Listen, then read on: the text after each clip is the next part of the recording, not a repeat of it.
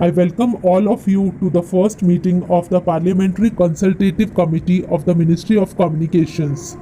We are in the midst of an information and communication revolution. This revolution is bringing about fundamental changes in every aspect of life at the national and international levels. It has also opened the prospect of India emerging as an information technology superpower.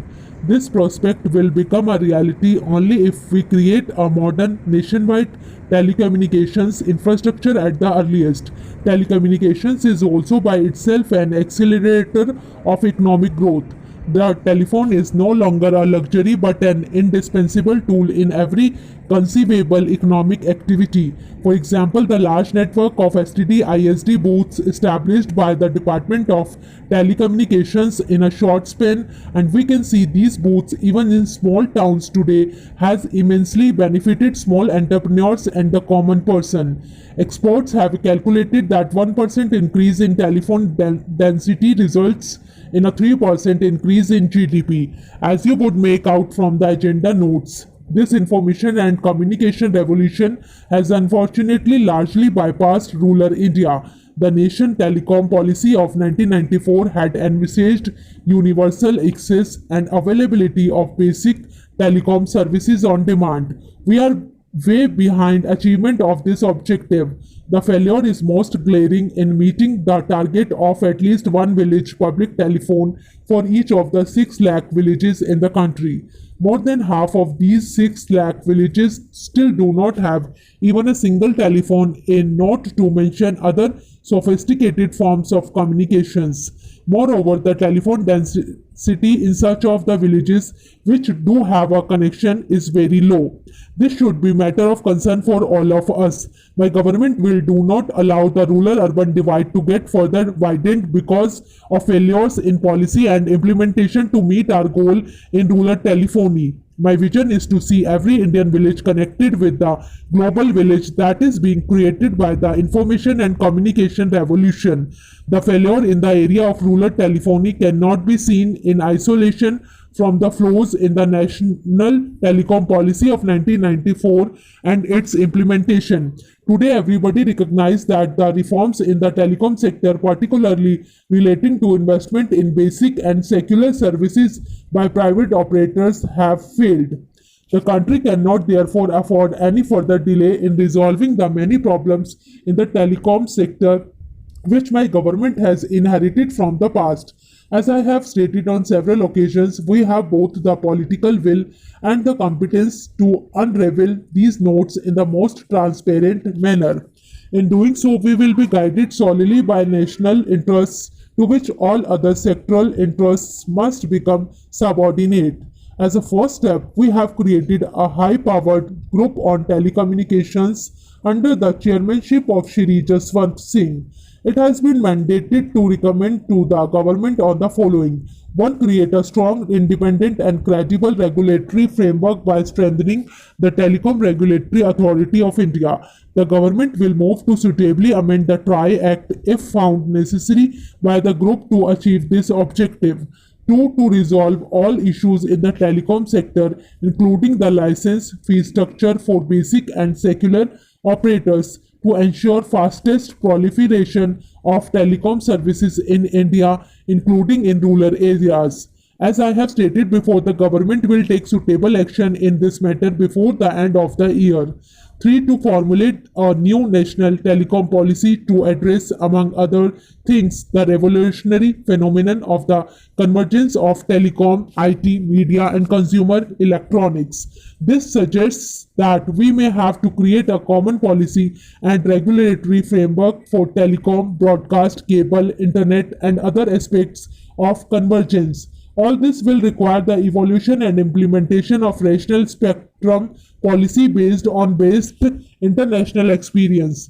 In dealing with this important task, I have directed the group not to tinker with the issues but to come with a fundamental and lasting solution that will both meet the needs of the country and also take into account the rapid technological changes in this dynamic sector.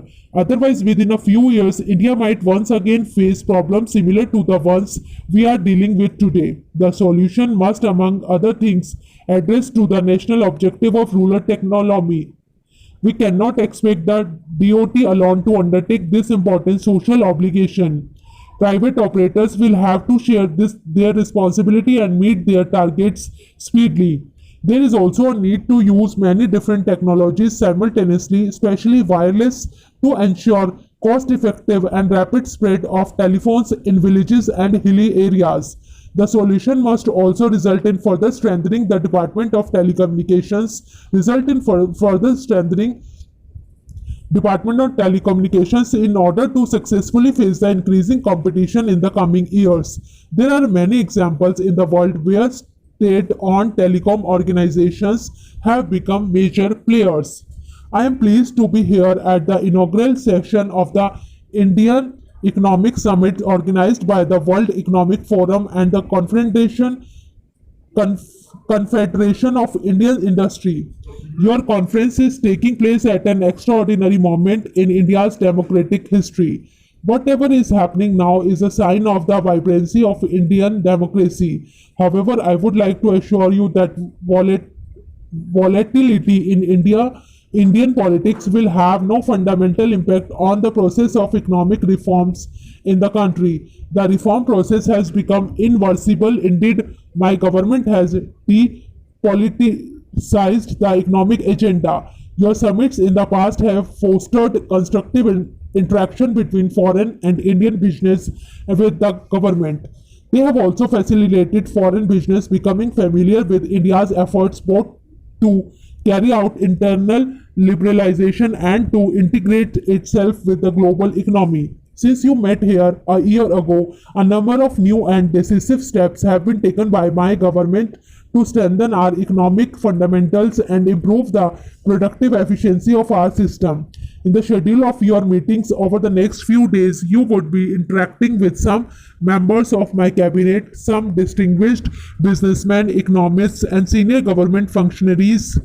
They would outline for you only what has been achieved during this period but share their vision of the economic agenda for the coming months. In the last 9 months, my government has taken important initiatives over a wide gamut of economic issues which cover insurance, capital markets, information technology, housing, and infrastructure, to mention a few. The reform process initiated is wider and deeper than any comparable program earlier. Its multiplier effect would have long-term beneficial impact on the economic and social development of India. We also take some pride and satisfaction that given the turmoil in the rest of Asia and many other parts of the world, our macroeconomic fundamentals continue to be strong. They create new opportunities for private investment, both domestic and foreign. A GDP growth of well over 5%, inflation below the double-digit number, comfortable foreign exchange reserves, positive growth in agriculture, stable exchange rate management, coupled with sectoral initiatives have reaffirmed the government to a policy of liberalization with suitable checks and balances. I have said to earlier and would reiterate today that there is no panic to bring about high rates of economic growth here. Discussions are going on within the Bretton Woods institutions, the United Nations, and other forms of reform of the global economic architecture. We will participate constructively in this dialogue so that the emerging reform process can durably address the malaise that has adversely affected many countries. Such a reform process should help in the evolution of a new financial architecture based on transparency, symmetry of obligations, equity, effective management in the face of rapid flow of large sums of capital around the world, and orderly development of world trade for the common good of mankind. Poverty alleviation must remain the central objective of international action. We recognize that globalization is both a reality and an opportunity. We are convinced that nations cannot prosper in isolation and must forge complementary relationships based on mutuality of interests. India is committed to the continuation of its policy of liberalization coupled with effective social safety net. We will also pursue policies to maximize the gains from the opportunities which globalization offers, which ensuring that credible mechanisms are in place to mitigate the risks and are inherent in this process. Our aim is to be a strong nation so as to be able to live in peace, prosperity, and dignity. We recognize, however, that the strength of its economy. Whatever we do strengthen our national economy, we will do it in a manner that will simultaneously strengthen the democratic policy of India. Whatever we do not strengthen the democratic policy, we shall simultaneously strengthen the secular unity of India. And whatever we do to strengthen our democratic policy and secular unity, we will bear in mind the need at all times to dramatically reduce poverty in the shortest possible time. In this endeavor, our approach